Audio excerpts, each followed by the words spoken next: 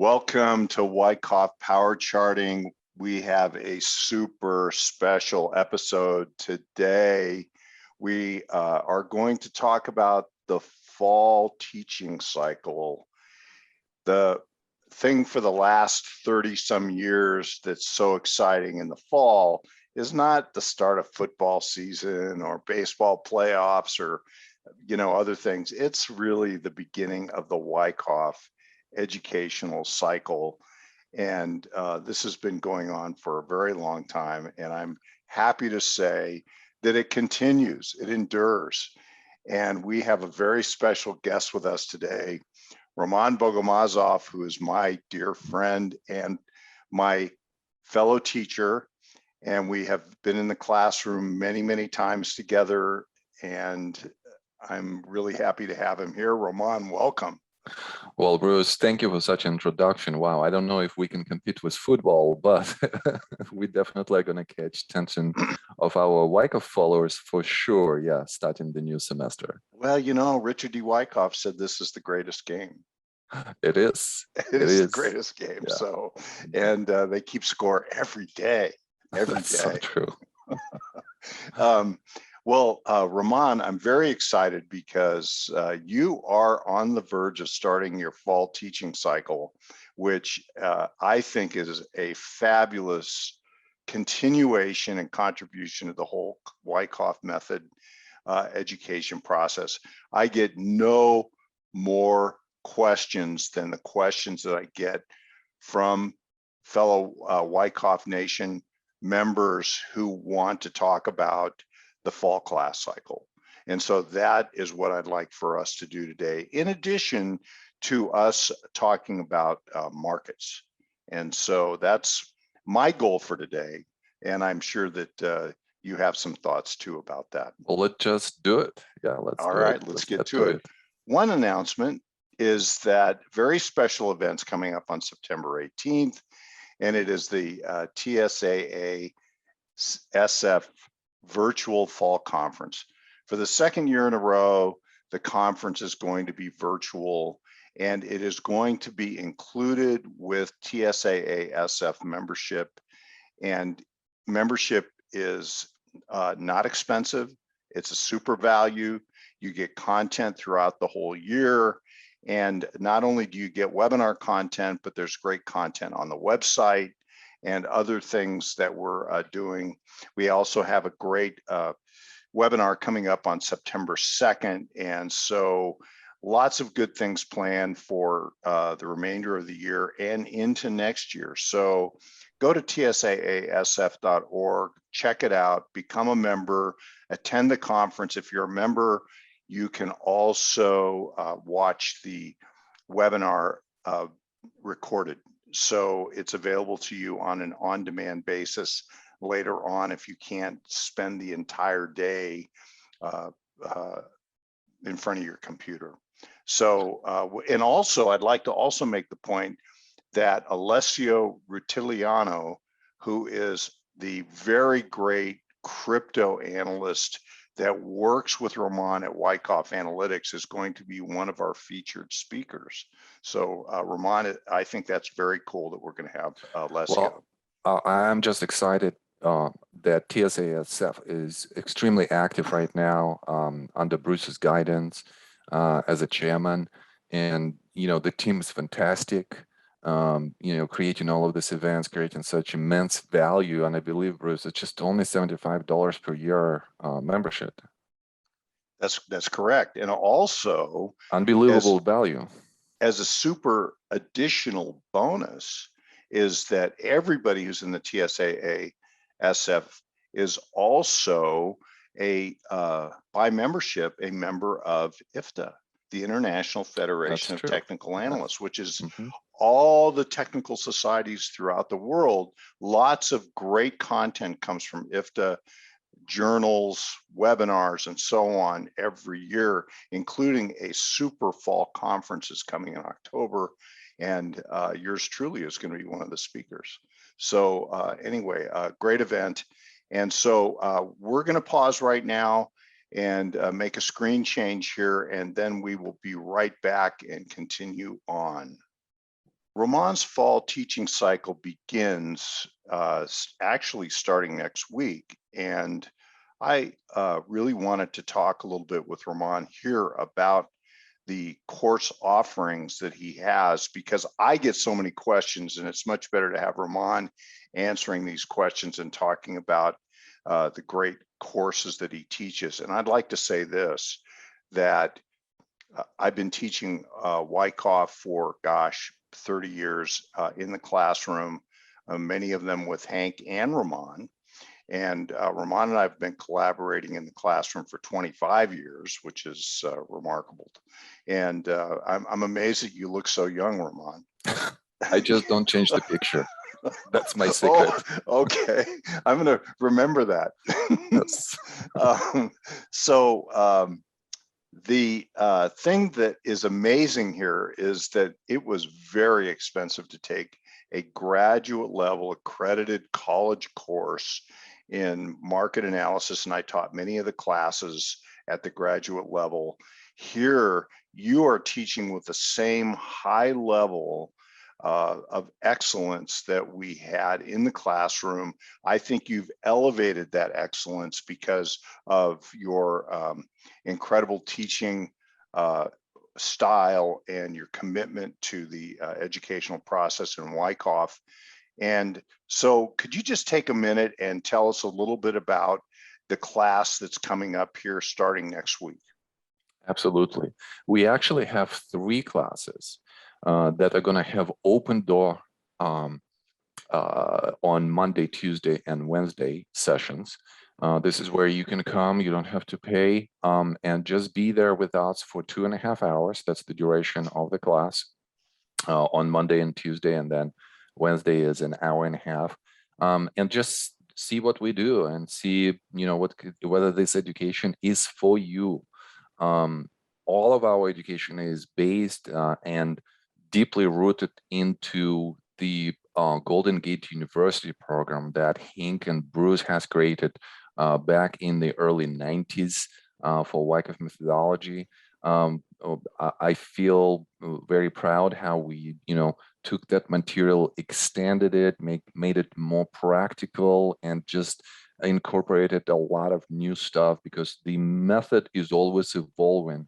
It's not static. It's kind of like a living being that was originated by Wyckoff himself. So just jump into the classes. The first one on Monday is Wyckoff Trading Course Part 1, and it's all about accumulating the correct knowledge. So a lot of people come to us, and Bruce, I'm sure that you've seen a lot of people like this, and they're saying, "Okay, I've read this book, I've done this, I've been mentored, and so on and so forth." And when they take our course, they just basically, their quick comment is that, I'm so happy that I took it, because it systematized my knowledge and deepened it to a completely different level. Then after that, on Tuesday, we have WTC2 class, which we call the practicum. And the whole idea behind the practicum is skill building. I always tell my students, I kind of coined this phrase, knowledge is not a skill. A lot of people, what I see, are trying to know a lot. You don't have to know a lot to make money. And making money in the market, that's your only goal, or that should be your only goal.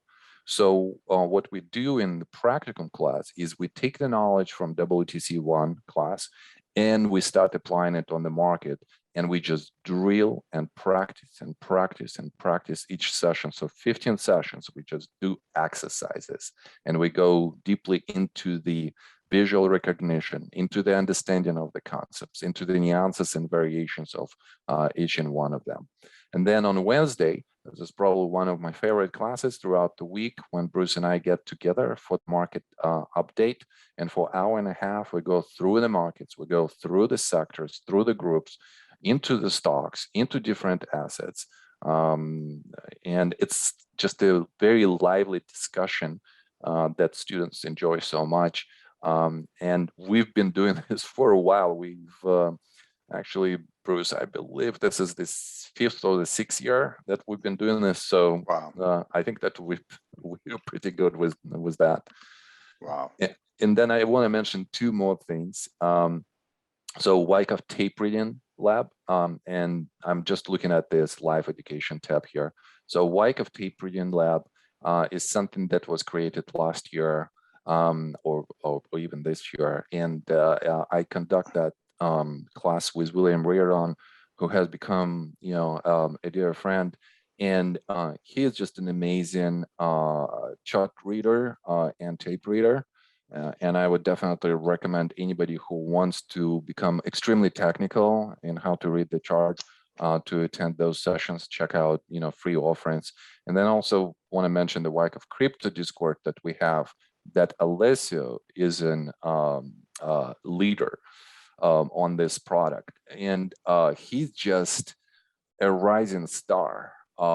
Such a bright light of knowledge and skill that comes out of him each time that he speaks or he shows his material. So definitely check out his work as well. Wyckoff Method is really a skill building process, and when we approach this at the graduate level, we work very, very hard on skill building into mastery, and really built Wyckoff into the emotional DNA of our students and their trading and investing. And so, like you said, this is a vastly different thing from just reading about it, is to live the experience of acting correctly in different market environments as you're developing your skills to a mastery level. And so this is something that's always been really important to our whole program at the graduate level. And clearly, Ramon, you've taken this to the next level. And this is important because it accelerates mastery. And I can't emphasize that enough, is that anything that you can do to accelerate the mastery in your conduct and trading in the markets is incredibly valuable, incredibly valuable. So I'll leave it at that unless you have any thoughts about that, and we'll move on to market discussion. Let's do it. All right. Every Wednesday afternoon, 3 p.m. Pacific time, Ramon and I get together and we have a Wyckoff market discussion with our Wyckoff community. And it is really the highlight of my week. I really love this exchange interaction. We have a lot of student submissions of case studies, chart work, et cetera, which is just fantastic, really fun. Anyway, so this is where we start our Wyckoff market discussion, is on a screen where we look at the sort of the 8 important dominant indexes or markets. And so here we are looking, let's just go right down the list and let's look at the S&P 500. Now, Ramon, what I'm seeing here is a market that literally since last fall, a year now, has been in this really epic upward stride inside of a trend channel that's been going on persistently. And it's been just an exceptional period to be a trend following trader or investor. And so tell me what you see here, Ramon. Well, first of all, whenever we start our analysis, the first question that we ask ourselves, what is the trend? So the long-term trend, the secular trend is up. The intermediate trend from COVID low is still up. And then the short-term trend, which is the last part of the trend or the last swing on the daily chart, is up. So this is very important just to establish the background. Then I would say, Bruce, whenever you read the chart and you see the uptrend or, just the trend in general, you want to look at the character of the trend. So as you mentioned, since fall, we're having higher highs, higher lows. So there is a sustainability of the uptrend. And secondly, we want to note where we are finding the support. What's the character of that when supply is occurring, how the recovery is happening in those type of places. And also we want to note where the overbought condition is. So where they stop buying and where the selling might come. And so far, the uptrend is still up, and it's going to be up until it's not. And this type of, more simplistic messages, I think, is very important when you understand the complexity of how the price moves. I think, when we get together, those are one of the most important messages that you could deliver to students. I see on this chart 3 reaccumulation type structures. I see one in September through November last year. I see one in February into March. And then I also see one in May into June. And those were all really important because they basically, reaccumulations in my mind are really dynamic opportunities to be able to gauge the ability of the market to be able to continue its upward trend subsequently or in the future. And in each of these cases, you had really just excellent upward strides that continued after that. You made a point last time that I thought was so interesting, where you talked about how you saw a reaccumulation type structure in the upward stride of the S&P going back to May. And I was just wondering if you could just take a minute and show us what you were thinking. Yeah, I was about to go there. That was a very interesting idea, which kind of came up, during the class, which regularly happens with Bruce and myself, and we kind of seeing this upward stride, up tilted structure, and we see that there are quite a few reactions here. So there is an idea that the whole reaccumulation actually is all of that. And the support for this idea comes from the idea of the rotation, where when we go to industry groups or ETFs, and we've done that last Wednesday, we see something like this. We see that a lot of the groups were having some kind of change of behavior, we're having some selling, some profit taking, and that selling was exhausted and was observed. And finally, we're in the period where we're getting out of those bases. And those bases, as we went through them last Wednesday with Bruce, they look extremely bullish. The selling is contained, at least for the time being, and the demand is present. So the whole idea here is that this whole thing is the rotational reaccumulation, suggesting that the causality is not just this, but actually could be much, much larger. And then the second thought here, when we looked at the relative strength of those groups, also was very interesting, because on the relative strength charts, you kind of could see the same thing. The relative strength goes into underperformance for some time, then some kind of basing process. And now a lot of the groups and a lot of the stocks are starting to show the signs of outperformance, hinting that a potential leadership in the future is possible. So rotation can happen stealthily underneath the surface, especially sector by sector, where you can have the much larger reaccumulation taking place in a group that has become really forgotten by the trading class. And then all of a sudden, it just completes a beautiful reaccumulation type structure and just starts to go. And this is going to be confirmed by relative strength also. And I have to say that we really focus and pay attention to this in Wyckoff market discussion, week to week to week. So this is a really we think an important concept in trading the markets. So let's look at the NASDAQ 100. That's been really important here in the summer and fall. And what's so interesting about the NASDAQ 100 is that there's in contrast to the S&P 500, look at this large reaccumulation structure that goes from February to May, June. And that's a really big structure. And one of the things we focus on is the idea of cause building a cause for another subsequent move. And we could see that cause being built in the NASDAQ 100 stocks. And it's really a beautiful structure, which is kind of a rotation, thinking of the NASDAQ 100 as kind of a sector of mega caps, in contrast to what the S&P has done. And all of a sudden, the NASDAQ 100 comes back into favor and starts to trend persistently again. Ramon, what are you seeing here?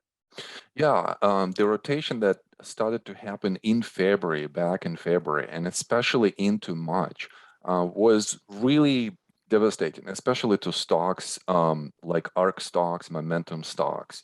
And it took some time for that selling to be observed. So therefore, causality was created out of that selling. And then out of that selling and then pickup of the stocks, and we could see in the volume signature how the volume is expanding here, meaning that the effort to push the price down is expanding, but yet higher low creates, the downward result that is not conducive to the continuation of the downtrend. And here we are reversing, and this was such a great moment to identify not only the reversal and the conclusion of the causality, reaccumulation causality, but also signs of emerging leadership. And we've commented on this in our WMD sessions. And look how the price is just getting out of the trading range and extending its gains quite significantly on the sign of strength rally. That extension above the resistance where the price progressively commits to the upside from day to day, bar by bar, suggests that buying is consistent. Selling that comes is quickly being observed. And that was suggestive of the longer term upward trajectory and also the leadership. And then subsequent smaller trading range in this area right here suggests that this is a reaccumulation and we are continuing to the upside. The cause that's been built here in the summer and then back to February actually, and then also the new reaccumulation do suggest that this upward trend still has much further to go. And so we will be doing point and figure charts of these structures in WMD and more next week and beyond. So that's a really interesting structure. Okay, moving on in the time that we have left. Let's have a look at, why don't you pick one, Ramon? Okay, well, Russell is very interesting, maybe really quickly just to mention this, just because Russell has been under the pressure of the Delta variant economy, where small businesses are obviously, open, but then, there are some other news that are coming in. So it's really hard for the small businesses right now, and it's being reflected in a much larger structure where NASDAQ has been out of the structure. Russell is still in the structure, but the latest mini structure or substructure in this larger structure is definitely constructive. We see how there was some sell-in, but yet look how we are still respecting this support level. And then the way how we are traveling now to the upside with the expansion of the upspread, and especially today's day where we're committing above the intermediate short-term resistance, that is looking extremely bullish, suggestive that not only we're going to hit the resistance, we're going to overcome it this time, and that we are in the potential sign of strength in phase D. Fantastic. That's a huge cause right there. So this could be a really interesting juncture for the Russell. No doubt about it. Why don't we take a minute and talk about crypto? I know that you and Alessio do a lot of work in the crypto area. Well, Bitcoin is kind of has become a little bit of the, I would say, a friendly nemesis, where I decided that I'm going to concentrate on this market and just, regularly, almost on a daily basis, provide some kind of research and thought on what is going on. So the key here was, is this like therapy? Is this like trading therapy? That's probably the therapy after I look at the chart. Oh. Yeah. I'm going to throw out here a very kind of like unusual idea, and we discussed this with Bruce in the last WMD class. So everybody's looking at this rally and this reaction, and I think we've talked about how this was a reaccumulation, and if you want to look at that research and analysis, just go to our Twitter and you can find the sequential thought about how this accumulation has unfolded. And by the way, just a short-term picture is still suggestive that not only we're going to come back to 64, but we're also going to overcome it, and probably, I'd say that into the end of the year, first quarter, we're going to see the prices trying to reach 100,000. But the thought that I have here, Bruce, and this is something that we've discussed, is what if this is the whole causality for this secular move, and we've just experienced a major sign of strength, and we're experiencing right now a major backing up action.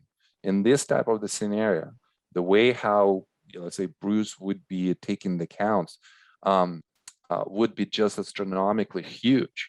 And that would be suggestive not only that the prices in the longer term future are going to go, let's say, above 100,000, but actually they might go significantly higher than that.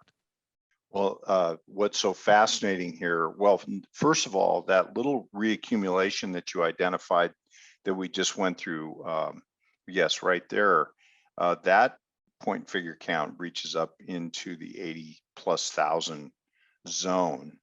And so that's very interesting, and we'll keep an eye on that and update that as time goes on. But then the other part about it is that there's just such a huge accumulation type structure. The other thing with Bitcoin that's so interesting is that you have point figure counts that develop so darn quickly. I mean, it's just the volatility, point figure is a function of volatility. And so you can have really big structures built in short periods of time, which is, I think, one of the unique features of crypto, and in this case, Bitcoin, which makes the point figure analysis so interesting. And if we zoom in a little bit, there are quite a lot of thoughts from just traders as to whether we should come back into the trading range. Bruce, we might come back into the trading range short term. We might have some kind of move that goes back into the support.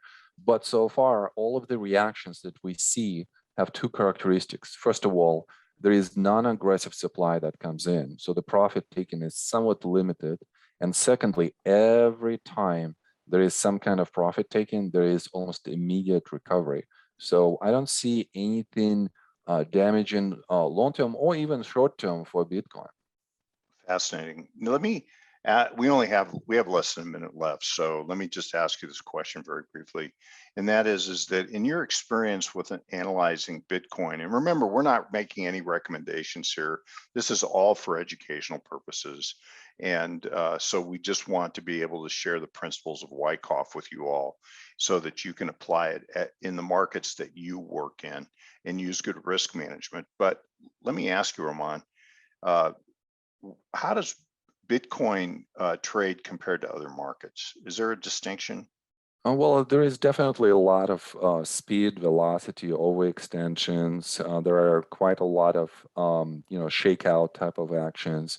The reactions are quite significant, sometimes between 30 to 50%. So it's still somewhat immature market that reflects that the institutional presence is still limited to a certain degree, and that's what's driving those overextensions and driving the velocity. Roman, thank you so much for being here. Have a great fall teaching cycle, and we have to have you back again very soon. Absolutely. So, thank you, Bruce, and thank you all. Take care, everybody. So long for now.